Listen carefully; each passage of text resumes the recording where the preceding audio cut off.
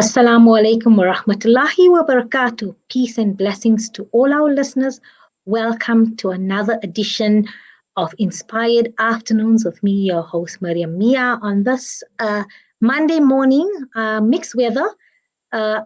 Typical autumn weather, I should say so, but windy, which is good for seed disbursement and growth, and everything's coming up fresh. And Alhamdulillah, we're getting longer days, warmer days, so all is good. Bismillahir Rahmanir Rahim, in the name of the Almighty, the most beneficent, the most merciful. And today we have as always, thanks to the excellent content production team, we have an exciting, inspiring lineup.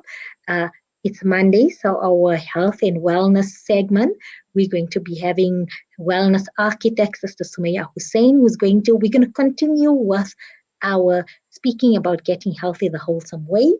And then today on our hashtag kindness and compassion segment, we're going to be speaking to Shanaz Adam, who is the board member of Care for You organization, and we're going to be discussing the sterling work and the compassionate work that they do. And so learning all about who is Care for You.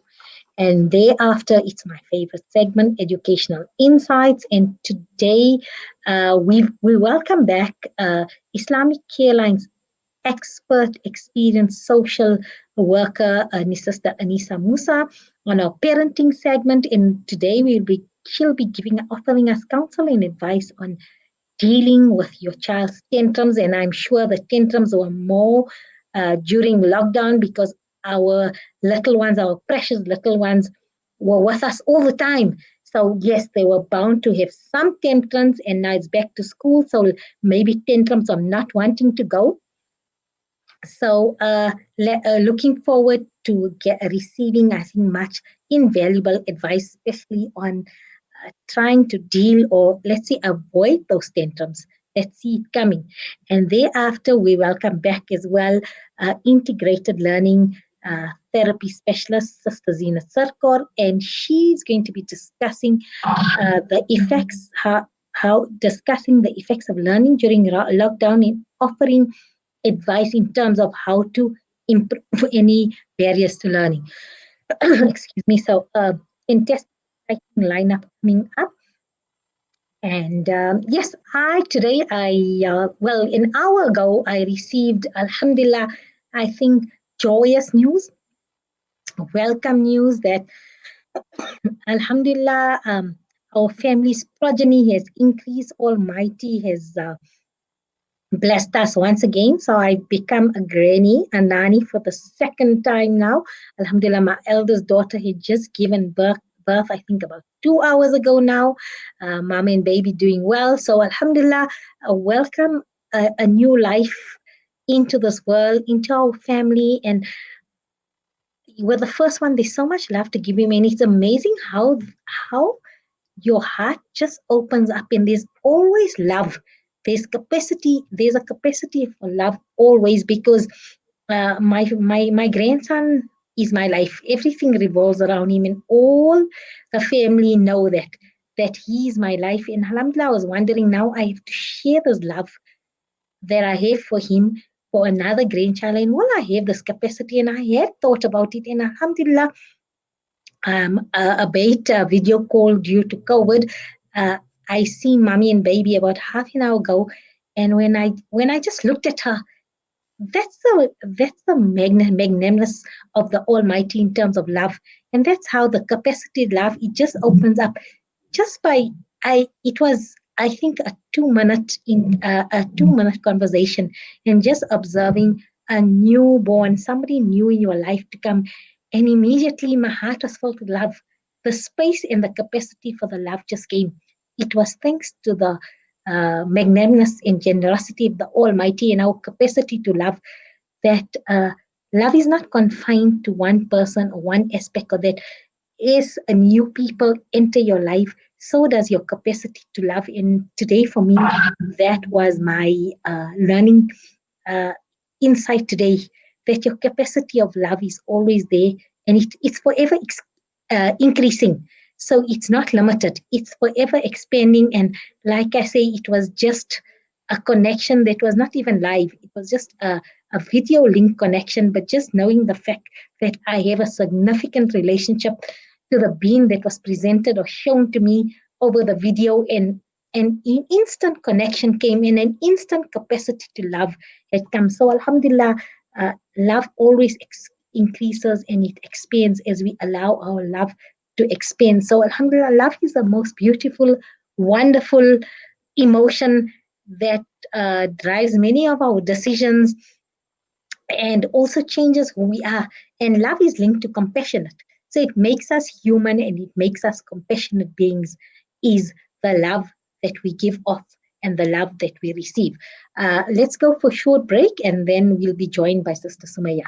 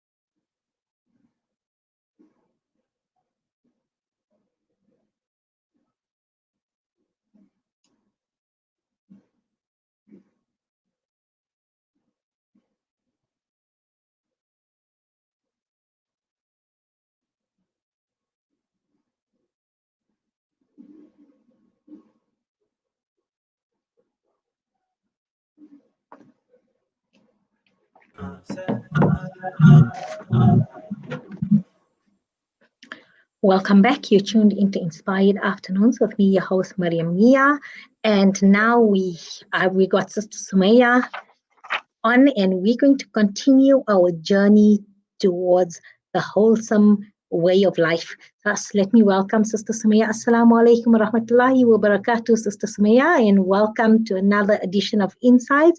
and looking forward to your expert advice and guidance in terms of living a wholesome way of life. Walaikum salam. How are you, Mariam? Alhamdulillah, and yourself? I just told my listeners earlier, Alhamdulillah, an hour ago, I experienced one of those life changing moments. Alhamdulillah, my daughter's given birth to her second baby, so became a nanny for the Oh, second time. mashallah. MashaAllah, so Mashallah. very excited about that. And I was just speaking to them, with the COVID and that, now we won't be able to see mommy and baby for until she gets discharged. But it was so amazing, that capacity to love, because we just did a very brief video call, and just looking at your newborn, and know this is your progeny, this is your connection, this is your link, your blood. Allah just increases that capacity to love. You don't know where it comes from, because 3 hours earlier it was not there, and suddenly it's there. And for me, that's one of the most wonderful gifts which we take for granted. It's our capacity to love and our capacity to be loved. And I think that also plays a part in terms of how we are, in terms of our health and wellness, is that factor of love, to give of love and to love as well. 100%. And I'm so glad that you had such a lovely mid-afternoon news. Yeah, alhamdulillah. I hope mommy and baby are doing well. And Alhamdulillah, I hope doing you well. see the baby and mommy sooner than you Inshallah, can. inshallah, we're living in different types, so we have to adapt. And I think we just have to be patient, and inshallah, wait for them to come there sooner. But like I say, it's going to be different, because obviously we still have COVID is there. There's a reality, and also I think safety first for everybody. So inshallah, we have that mindset there. So tell us, last week we discussed eating. I know I'm taking this step by step, but I really, really want myself and our listeners to understand and be empowered in terms of, as you say, uh, getting healthy the wholesome way. And being healthy is not a quick fix. It's also a learned behavior, and it's a behavior that we have to adapt. So today, we on our house, so we've discussed sleeping like a baby. We discussed eating, and now we're going move, move, move. So let's move around. Okay. If I remember correctly, I think we discussed move and not eating. Or did we discuss eating and then No, and not move? we discussed, yeah, a movement we have discussed in terms of an earlier segment when we discussed our introduction, but last week we discussed this. So we can just maybe uh, recap on our exercise, and then we can move on to the next pillars. Okay, sure, not a problem. Okay, so in terms of movement, I think Mariam, you and your listeners already know all the benefits associated with movement. There's a whole industry that's built around it. That's the fitness industry. With the opening of gyms as of last week, I think fitness and movement is on everybody's minds. And especially because during the lockdown period, many people found it difficult to remain active. Even those that were leading active lifestyles found it difficult to maintain that during the lockdown period. So the benefits are innumerous. I don't want to bore your listeners or yourself with all the cardiovascular benefits, the respiratory benefits, and especially in terms of COVID. Again, when it comes to respiratory benefits, is especially important because we know that COVID, the virus affects the respiratory system. We know it's a respiratory virus, and even those that have recovered from it are still experiencing lack of optimum lung function. So movement plays a very vital role in oxygenation of the entire body. And one of I think the most overlooked type of movement is simply walking.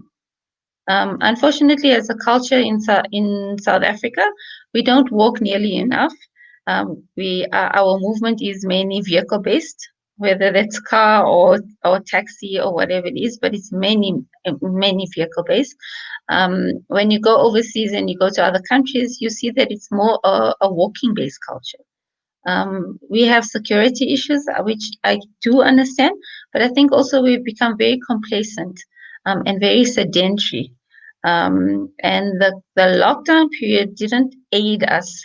If anything, it made us more sedentary. So movement is vitally important. When I start with my client, I firstly will ask them what types of exercise that they've explored and what they enjoy, what resonates with them. I think I remember correctly that you said you enjoy walking netball. Yes, walking, netball, and Pilates. Yes, if I remember correctly. And those are excellent forms of exercise that you can incorporate. But there are those clients that have some of them have never been explored. So depending on where they are, I'll ask them, what have you tried? What do you enjoy? Or what do you think you'd enjoy? And then we start from there. So if somebody already knows, like you, for example, you already know that you like walking netball and you already know that you enjoy Pilates. Then we'll say, okay, so you've already got your groundwork there, you've got your foundation. How often do you do it? Or what are the challenges that you find surrounding it, fitting it into your lifestyle?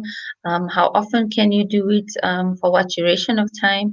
Are you happy with the results you're getting from it? So we just delve further into it. Those that have never explored or never really experimented, we'll get them to start trying a few things and see Okay. what resonates with them. And those that simply hate exercise, we have to try and incorporate more movement into their lifestyles. So simple things like walking around while you're talking on a telephone or going for a bike ride. If you frame it with clients in a way that you spoke about love and you spoke about your new grandchild earlier. So if you frame it with clients who are parents or clients who are grandparents and say, okay, so why don't you take your little one for a walk or put them on the scooter and go around the block, or, it becomes more exciting and interesting for them to do in that sense. Yes, so yeah, I think for all the grandparents, it's your grandchildren that are going to keep you active and make you move around. So spending time with them does have the benefits in terms of getting active and move. So what I need to ask you is, here's all the firing away questions coming now with regard to movement. Can you tell us how often we be exercising and what duration should we exercise? So we're going to move all the time. So I mean, we're walking, we're moving, we're getting out. I mean, you're in your kitchen, you're doing housework. I suppose doing your household chores is a good way of getting yourself moving and that. But now a difference between using your energy for everyday chores and then specifically focus on a specific exercise as a way of keeping fit. How often should we be doing those focus exercises? So whatever sport you choose, how often ideally should we be doing this? And then also the walking. I suppose you'll advocate walking every day. Walking, I advocate as part of my program as an everyday thing. And I'd like clients to walk Mm-hmm. every day. Like I said, depending on their fitness level, so that will determine the duration of the walk and the pace of the walk as well. But ideally, people on average, I would say, should.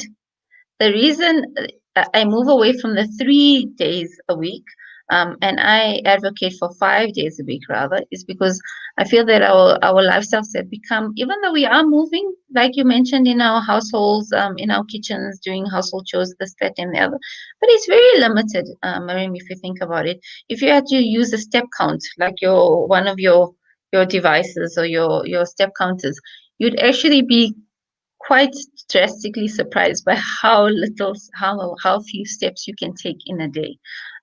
So I recommend that 5 days of movement, 5 days of exercise, and I would suggest 45 minutes, 30 to 45 minutes. But again, it will depend on where you are. We start with where you are.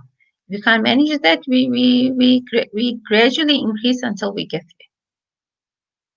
Okay, so So nobody should feel intimidated or daunted that, you know what, now I want to eat healthy, sleep well, be hydrated, but I haven't exercised for a very long time and I need to get going. And I'm actually afraid I think my muscles are gone very, very weak or whatever. So it will be gradual So every it has day. to be So we take gradual. baby It has steps. to be gradual. You have to take baby steps, otherwise you're not going to want to progress.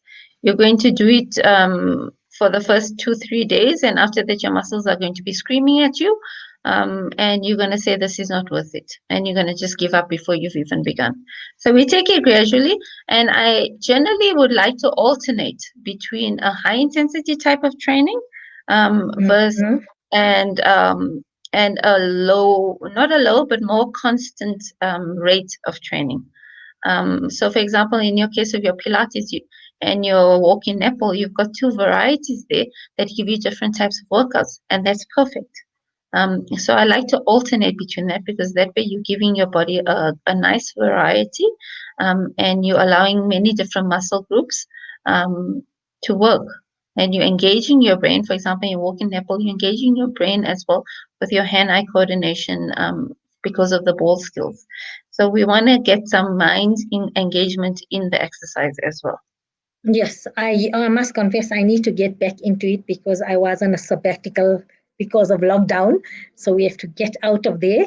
I was on a exercise fitness sabbatical. I did do quite a bit of walking, but like you say, focused intensity exercises there hasn't been for a while, and now I have to will myself. It's almost mind over matter, and will myself to now get out there and now start really focusing on the thing.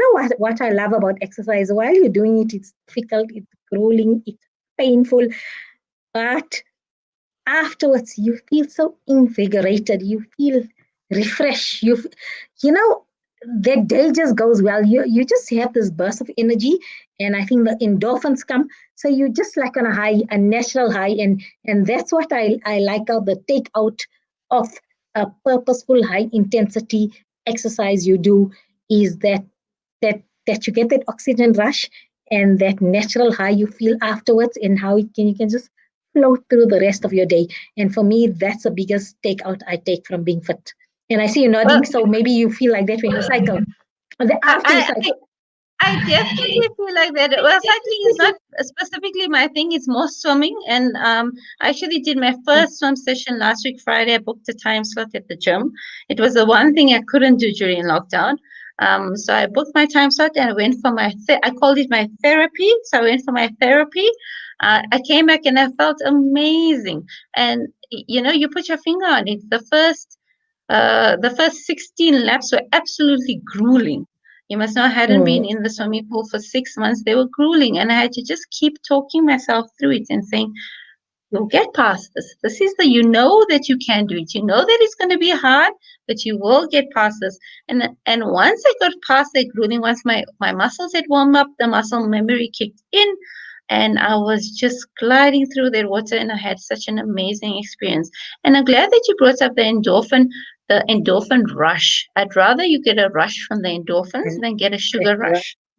Mm-hmm. Yes, and like you said, it motivates you, not just so exercise motivates you to make good, healthy choices in other areas of your life. So when you exercise well, you tend to get also more tired, so you sleep better. Your quality of sleep improves. When you exercise well, you're getting oxygenation of your brain, so you think better when you have to do your tasks, or your work related, your career related tasks. When you exercise, your mood is improved. So in terms of your relationships with your colleagues or your family members, you're just more joyful with them, and you're smiling with them. But another drawback to exercise, which I think people don't realize, is that I find that exercise and weight loss to be a very difficult dance. So many people think that they can outrun a bad diet. I've been saying this to many people recently. So many people think, you know what, it's okay. I'll just eat what I want. I'll have my binge, and tomorrow I'll go and do a 5K run. It's okay. But they don't realize that 5K run does not undo what that binge did. You can never outrun your bad diet. So exercise and diet is kind of a difficult dance. You've got to find that balance. And coming back to exercise, even though it has wonderful benefits. And I call myself an exercise junkie because I love it. Um, but it's not going to give you the weight loss results that you're looking for. I Because absolutely science, agree with you. Mhm. Absolutely, because I've been doing, apart from this year that you can't count, I've been doing Pilates for over 10 years. And while I enjoy it, I can feel my core strength. I feel the strength in my arms. I'm able to hold my core, I've got upper strength because Pilates gives you that inner core strength, and the I can core feel strength. my muscles. Yes, I'm a lot stronger than I was. I breathe better. I know how to breathe. But as far as weight loss happened, if you think you're going to do Pilates and lose weight, it ain't happening. Yes, you're going to get stronger muscles. There's many benefits, but it ain't happening. So I concur with you. And in fact, our Pilates instructor tells you that. She says, please don't think you're coming here with weight loss in mind, because that's not going to happen, because that's a holistic thing. And there's many other facets to weight loss. So the Pilates is not going to give you what you want if you're going to just come here just for weight loss, which is very true. So I'm so happy you highlighted this, because I don't want listeners out there or whoever, they despondent because they feel, you know what, I've started. It's difficult to exercise. It's grueling. It's painful. Muscles pain. It expands and contracts, and really you want to give up in the middle of the routine. In fact, for me, exercise is torture. And then I always tell an instructor, I say, every time you think of new ways, you come up with new ways that you can actually torture a person's body. You didn't know that sitting against a wall like a pillar and then trying to lift up your leg. You don't need to hit anybody. You can just torture them that way, because it's real torture. And don't feel despondent. Then you feel I've put so much effort in the scale hasn't decreased. It's Move. still the same, Yes. and it hasn't moved, static. So yes, I'm so happy that uh, this is out there to say that exercise doesn't equal weight loss. There is not a direct correlation. Yes, it's a factor. It will aid you, but it's not the be all and end all. It's a whole, like you say, getting healthy the wholesome way, because it's a wholesome of things that we need to get together to be healthy, and then hence have. And also I think maybe next week we need to speak about this weight loss, because your weight has a lot to do with who you are, your body build, your height, and that, and my weight. So everybody's ideal weight is different in terms of your body type, your personality, everything. So maybe, inshallah, can we touch on that, because now that we brought it in terms of weight and weight loss and how much is enough. And you might be healthy and you might just be like this because you have heavy bones and this is your physique. So I think weight loss and being healthy is two different things. Am I correct in my understanding or assumption? I think that there is. I think that they are separate, but yet I think that Mm. there's an overlap. And most people want to be in that intersecting space where it does overlap. So I consider that to be your key space that you want to occupy. So where you're Okay. comfortable in your body, where you look good, you feel good, you're strong and healthy, but yet you want to have that body image and the physique where you can look at yourself and you can be satisfied with what you're looking at. So weight loss It's is a about part you. of it, Mhm. and weight loss, I think, not necessarily weight loss, but being at your ideal weight. And like you said, it's very individual. Everybody's ideal weight is very individualized, but being at your ideal weight is a picture of health. Okay. But because it's individual, it's not what you see in the magazines. It's not the social media and the Instagram pictures that you see depicted that tells you what an ideal weight is. I always say to clients, your body, like it has a thermostat and it knows where to regulate your body temperature, it keeps it. Your body's always striving for balance and it's always striving to maintain that perfect level. Your body is very intuitive, it's more intelligent than you think. The same way, your body has a set weight point for you as an individual. And even though we've kind of lost touch with our bodies and we've lost the ability to read the cues that our body sends us, we'll know and we'll feel it when we're there. And that's what Okay, I so say to all. okay, so I'm going to leave that. Let's end it on that. There we'll know and we feel it when we're there.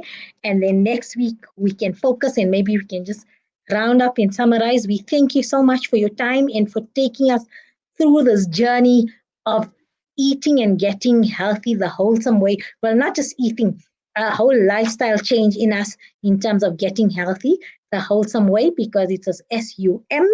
It's a sum of little factors that and aspects of our lives that have to work integrated in term for us to be healthy, mind, body, and soul. Jazakallah so much. Until next week, until we chat again, you stay well and healthy, and we're going to have at the back of our mind all the advice and tips and the journey you took us through so that we can also become healthy the wholesome way. Assalamu alaikum wa rahmatullahi wa barakatuh. Walaikum salam, and I hope you have a lovely week when you see your little grandchild. Inshallah, definitely will do. Jazakallah so much for that. Assalamu alaikum, Sumaiya. Walaikum salam. Okay. We're going to go for a short break now. And when we get back, our hashtag kindness and compassion segment, and we're going to be speaking to board member of Care for You, Sister Shenaz Adams.